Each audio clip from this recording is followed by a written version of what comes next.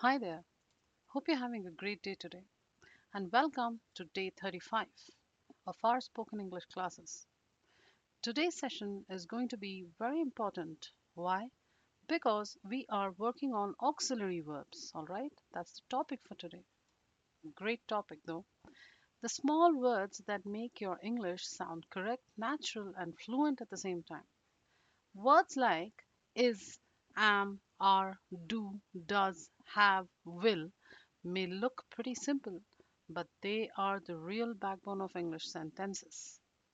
Now, if you have ever felt confused about is going, has gone, or did go, don't worry. Today we are going to make all of that clear and easy. By the end of this class, you will be able to understand how to use these helping words with confidence while speaking. So stay focused, get ready to practice, and let's strengthen your sentence power today, okay? So let's begin. So, as I told you, today's session is pretty much revolving around auxiliary verbs. As you can look at the screen, all right? I want you to pretty much look at the screen when I'm talking about this particular topic. Now, when people speak fluently, they are not thinking about grammar rules, okay? They are pretty much looking at using auxiliary verbs, however, in certain patterns, and we are going to talk about it later. They are, as I told you, they are following certain patterns, especially auxiliary verb patterns. All right, and they do not think grammar rules. Let's get to know this topic better and also to understand that this is a very important topic to keep in mind because auxiliary verbs are pretty small words. However, they are huge helpers. They are known as the helpers of English. Okay, they don't carry the meaning alone.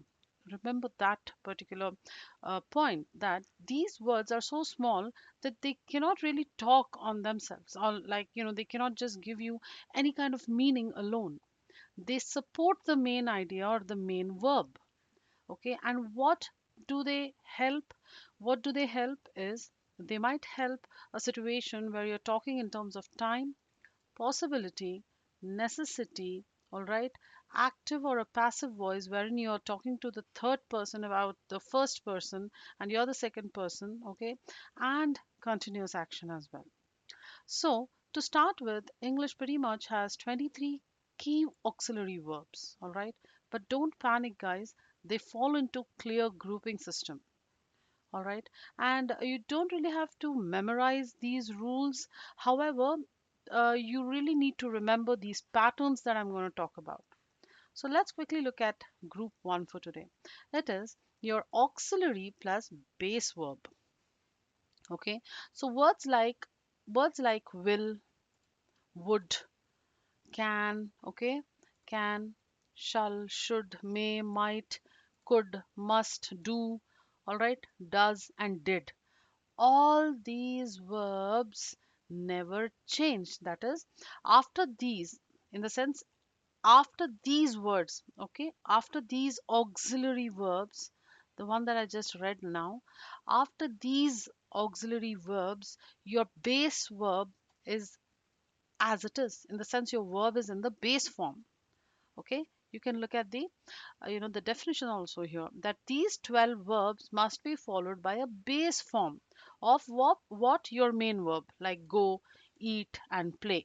You cannot add an ing or an ed form of verb here.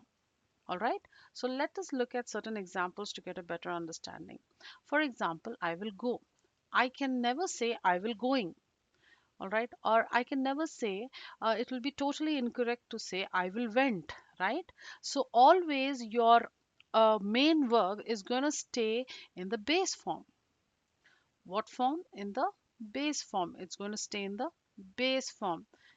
Okay, yeah, one second, hold on. Yeah, it's going to be in the base form. Your verb is going to pretty much stay in the base form. So that you really need to remember. So when I was speaking about certain patterns, these are the patterns that I'm talking about. These are not rules that you need to memorize. Always remember that these auxiliaries, okay, these auxiliaries that you can see my cursor moving here, all these auxiliaries take a base form of verb. Okay, so the first speaking strategy is pretty simple. And what is it today? After modal type of auxiliaries, use the base verb only. This keeps your sentence clean and natural at the same time. Let's go on reading some more examples. She can drive. I will not say she will driving or she can driving, right? It sounds incorrect as well. They should study. We may leave. He did finish, right? These are all taking on a base form of verb. Okay, great. Now, how would an incorrect sentence sound when your auxiliaries are these? How will they sound? I will going. No, you cannot really talk like that, right? She can drives. No, they should went. Now, I hope you understood what exactly I was kind of letting you know here, all right? So, your strategy is pretty much after these verbs, in the sense, these verbs, okay? What you should do, you should, stick to the base verb. That is, your verb never changes, it doesn't take any other form, it changes, it just stays as it is. Okay, great. Now let's take a look at the group 2, or the second strategy pretty much. It's your auxiliaries plus the ing or past participle. Ing, we know it is a continuous action, right? Continuous tense, right? Like I am learning, she is sleeping, they are running or they were running. Sentences like this. Notice the ing form, but they can also be followed by past participles. Okay, so for example, um, the sentences here is I am working. The sentences over here, particular in this section, are I am working, she is sleeping, they are gone, we were running, he was tired. Okay, so he is gone and they were tired. So what's happening here? What's happening here? Your auxiliaries are pretty much taking the ing form or the past participle form. Okay, so wherever you can whenever you see these words, that is after am, is, are, was, or were, you must usually go with the ing form of verb or your v3 form, that is gone, done, seen, words like that. Okay, so I think this is pretty much simple as well. What I clearly want you to do is pause the video and and read these sentences aloud in order to get a better understanding, of course. Okay, so this is the second point that I wanted to talk about today in today's session. And let's move on quickly to the third strategy or the third point, which is in reference to group 3, wherein you're going to talk about, or wherein pretty much I'm going to talk about and you're going to listen, is auxiliaries plus your past participle only. Now, we need to understand that auxiliaries and past participles have a very close relation. Why? Because they are used when you're talking in terms of perfect tenses, okay, and passive continuous voice. All right, passive continuous voice. So let's take a look at your verbs first, your auxiliaries under this group 3. All right, under group 3, point under this particular topic, let's firstly check out what are the auxiliaries. The auxiliaries are have, has, had, and being. Okay, so let's take a look at certain examples. So the first example is I have eaten. Second is she has finished, the ed form, past participle only. They had left. I was being followed, right? Right? So after these words, you always use a past participle. You can never say I have go or she has eat. Or you can never say I have eat or she has eating, I was being follow. See, I was being followed. No, it also always takes a past participle form. Now, quickly take a look at this colorful box here. I just want you to understand a particular difference between what is the past form and what is the difference between a past participle kind of verb. All right. So When you look at the past form, it is used to show a completed action in the past, correct? Like she went home. It is completed. However, when you're using past participle, that is the verb 3 form, how would your sentences sound? It's like this: She has gone home. Why? Because it is used with auxiliary verbs to show, a perfect sense of something that's happening, or your passive voice. All right, this box is pretty much important for you to understand. You can pause the video yourself and read it out and try to understand what I just kind of spoke about. So I told you that past form of verbs are only when you're kind of looking at a action that is completed in the past totally. All right, and the example is she went home. Okay, he went home, things like that, or sentences like that. However, when you look at past participle verbs, they always take auxiliaries with them. Like here, she gone home, we can't say that, right? She has gone home, so this is an auxiliary verb here. So what is the difference between past participle and past form of verbs? This is the only difference, that past participle takes an auxiliary always. Okay, so when I say auxiliaries plus past participle only, you have to keep in mind that the verbs that we need to remember under this group, that is group 3, is have, has, had, and being. Okay, all right, great. So just one thing to remember, that after have, has, or had, use verb 3 kind of a word. All right, so what is your strategy? After have, has, or had, or being, use v3, that is gone, done, seen, followed, left, finished, eaten, etc. Okay, now something more important for you to understand when we're moving to the next topic is auxiliary or main verb. Okay, auxiliary or main verb, that is, some auxiliaries can also act like main verbs. All right, so there are 14 such words that can be helping verbs or main verbs themselves. Okay guys, they can be considered as helping verbs or main verbs themselves, like do, does, did, am, is, are, was, were, be, being, been, have, has, and had as well. For example, look at the examples here on the screen. Auxiliary, when your am is acting like an auxiliary. Okay, when this word, let me just explain it to you. In totality, my goal is only, my primary goal is to kind of get through you pretty simple. I'm just going to keep things simple and try to kind of help you to wrap your heads around this concept. All right, look at the screen. When I say auxiliary or main verb, there are certain words that act like auxiliary or main verbs themselves. Now, I've just got a very small table here. Okay, let me just highlight this. Give me a second. Okay, now this table is very important for us to understand this concept. What is it? See, sometimes the auxiliary word can act as a helping verb. Okay, it can act as a helping verb to the main verb.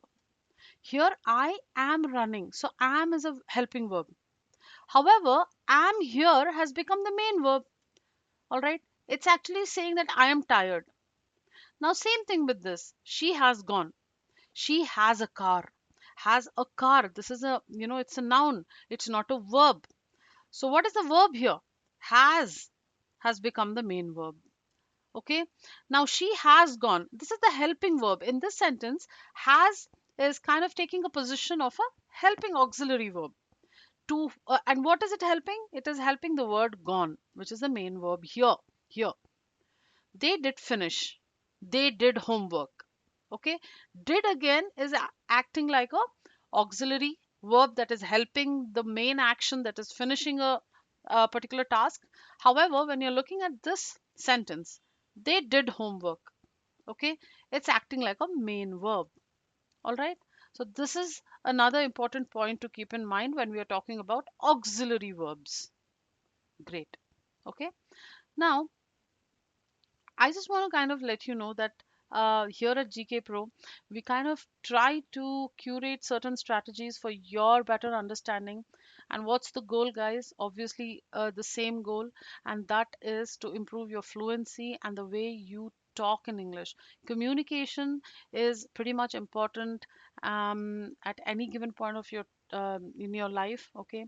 And really, I want you to focus on only one thing, that is, wherever you feel comfortable, pause the video and read the sentences aloud, whatever you can see on the screen. There's nothing much that I ask for. I just kind of tell you to pause the video and read out the sentences, or try to read out only these, highlighted sections. Or if you want, if you're comfortable, you can just go ahead and make a small note of these auxiliary verbs, main verbs, or, these kind of, when I kind of talk about certain important points or bulleted points, like group 3 auxiliaries, or your group 2 auxiliaries, and the group 1 auxiliaries, and their strategies as well. So just go ahead and make simple notes in your own words. I think that's something that is pretty much very important for one to understand, and to get a hold of the concept that we are speaking about on daily basis. All right, great. So another important thing, as I told you, getting back to the session, is a speaking strategy. Okay, speaking strategy. What do you mean by speaking strategy? Obviously, you really don't have to think. There is a strategy that is coming up. That is how to use this, or this particular section that I'm talking about, auxiliaries, while a person is speaking. So instead of worrying about the grammar names, okay, think in terms of a formula. All right, we just got a formula for you today, and it's free of cost, because obviously these all these lessons are going free on YouTube. So you can just catch any of the lesson previously if you've missed as well. Okay, all beautiful content, quality content. Just go ahead and, just try and look at the content and try to feel benefited out of all of this. All right, now thinking of, what does it say? Instead of thinking grammar, think formula. That is what I just told you now. Okay, in terms of auxiliary verbs also. And what is the strategy? It's very simple. It's just that if you get an idea, okay, if you get an idea that you really want to speak out and in English, what you just have to do is think about your auxiliary verb next. As I told you, there are many auxiliary verbs that I just spoke about, from group 1, group 2, and then see here, see the screen, I mean, look at the screen. Group 1, these are the auxiliary verbs. These you can memorize if you want. Group 2, these are the auxiliary verbs. Okay. Now, group 3, these are the auxiliaries, correct? You can just memorize them. Now, what is the speaking strategy? I just told you, if you have an idea that you really want to put across, think about the auxiliary and then the correct form of verb according to the strategies that I've just spoken, from group 1 to group 3. After that, what are you going to do? What are you going to do after that? Obviously, your life is going to be pretty much simple. Why?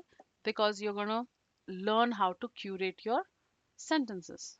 For example, I want to talk about yesterday. Or, for example, I'm learning English. I have practiced today. I can speak better. I will improve. So, what's happening here? You're not memorizing rules, you're following a certain verb partnership. Okay, I can never say I have go.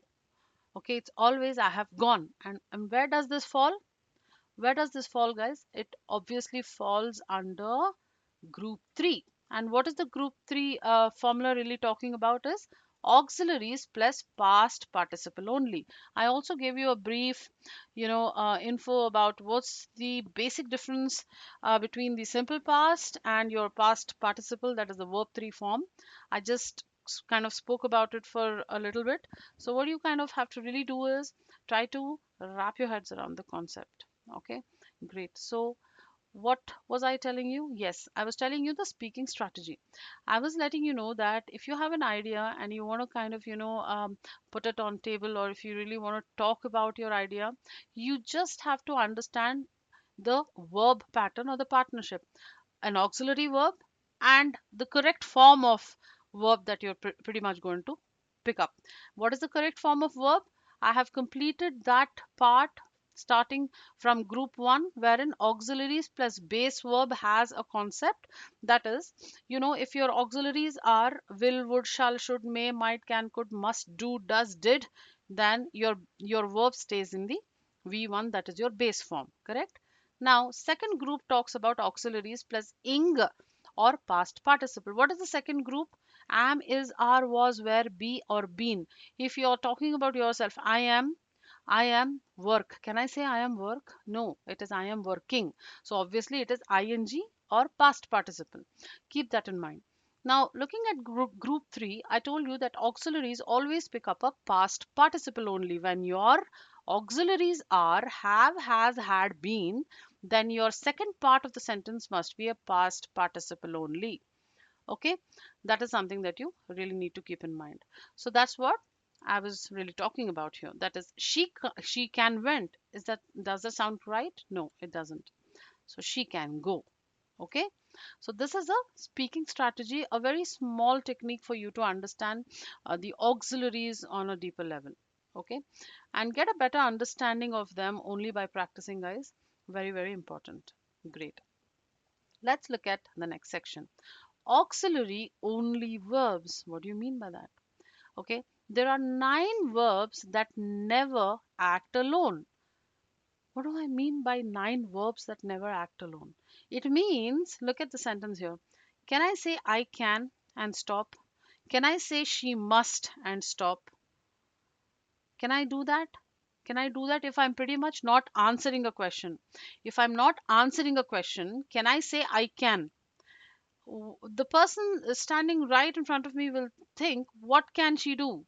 All right, I really have to kind of take the help of a main verb here. So that is what it means. Auxiliaries only verbs means that 9 verbs never act alone, and that is those are right on the screen. One, okay, will, shall, can, okay, could, may, might, must, would, should. All these auxiliaries can never act alone. Okay, they can never act alone. They need a main verb. Okay, am I clear? What did I just say? I told you that 9 verbs never act alone, as you can see on the screen, and they are will, shall, can, could, may, might, must, would, and should. They never act alone, they need a main verb. Now, there is an exception, that is, unless you're answering a question. If someone asks you, can you swim? You can just say, yes, I can. Here, yes, these words can go alone. Okay, okay, unless it's a question. Now, if someone comes up and asks me, um, uh, do you think your sister must study? I would just say, yes, she must. Okay, so these kind of sentences you can kind of put these auxiliaries all alone. However, if it's not a question that you're answering to, they can never go alone. They need someone. Okay, great. Now, all in all, just to kind of reinforce again that any of the strategies or any of the content that we are giving out here at GK Pro is curated by us, and truly we are trying to kind of get that sense of improvement in communication for you guys free of cost. Okay, so let's just go on and try to wrap our heads around the next concept for today: how to think and not memorize. Okay, how to think and not memorize at all. We are also going to talk about how you're going to think before you're trying to make a sentence, and do not memorize anything. The first thing that you're going to ask yourself is there an auxiliary that is present in my sentence? Okay, what do you want to talk to yourself about? What are you going to talk to yourself about? You're going to say, is there an auxiliary in the sentence that I'll be using? Okay, if there is an auxiliary, I told you that these auxiliary words you need to memorize. You can only the auxiliary verbs. You need to understand what is the difference between an auxiliary, that is the helping verb, and the main verb. By now you know what is the auxiliary and what is the main verb. Auxiliaries are starting up from group 1 to group 3. just kind of go back into the video and try to make a note somewhere. All right. And what is the difference between the main verb? Main verb is nothing but the action word. All right, like running, swimming, eating, dancing, things like that. All right.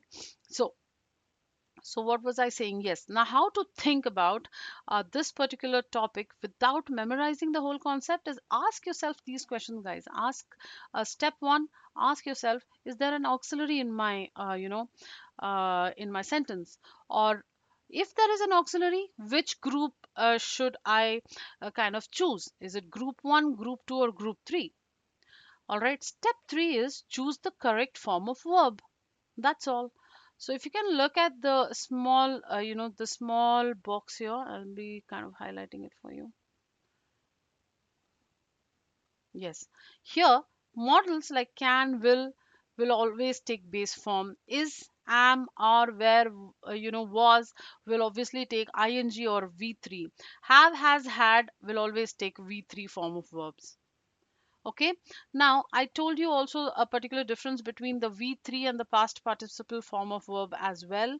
I told that past participle will always take an auxiliary verb with them. However, your past form is to show when a particular action has taken place in the past and it's completed totally.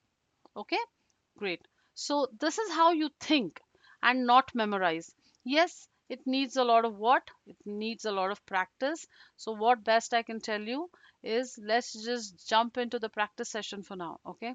So 1 minute speaking practice, very important. You have to do this within the class itself. I do not want you to jump out of the class and kind of then try to do this, because some people are busy and some people really don't have time. So what you can do best for your benefit is pause the video right now and practice along with me. Okay. So talk about today using auxiliaries. Very simple, right? What am I saying? Talk about, okay, talk about today using auxiliaries.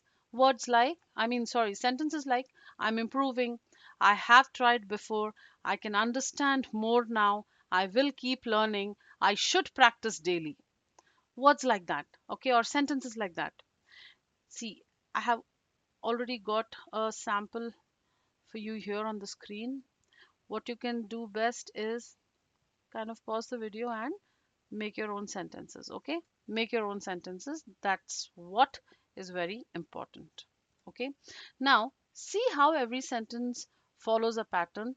That structure, and that's how you really need to practice. This is a particular structure, and when I tell structure, I am referring to the group 1, group 2, and group 3 information that I pretty much shared with you right now. Okay. Now, fluency is not about knowing long grammar rules, guys. Okay. It's about knowing which verb shape comes after each auxiliary. Okay. What is that? It's an ability to recognize auxiliary patterns and choose the right verb. All right. Right verb form automatically without thinking. Now, once that kind of becomes spontaneous, your speaking becomes automatic too, and that's the real deal here. All right. So again, just before I kind of sign off for today, I would tell you to go ahead and practice everything that we are sharing here, at GK Pro, and we are trying to give you the best. All right, all for your benefits. And you really have to look at practicing daily, and any strategy or any topic that I talk about is carefully curated here. All right, with a lot of effort. So if you're learning with us on YouTube, guys, this lesson is a part of our free spoken English course. Okay, if you want guided practice and step by step confidence building, you can join us through the free course link given in the description. Remember this: start free, continue only when you feel ready. Thank you so much. Have a great day ahead.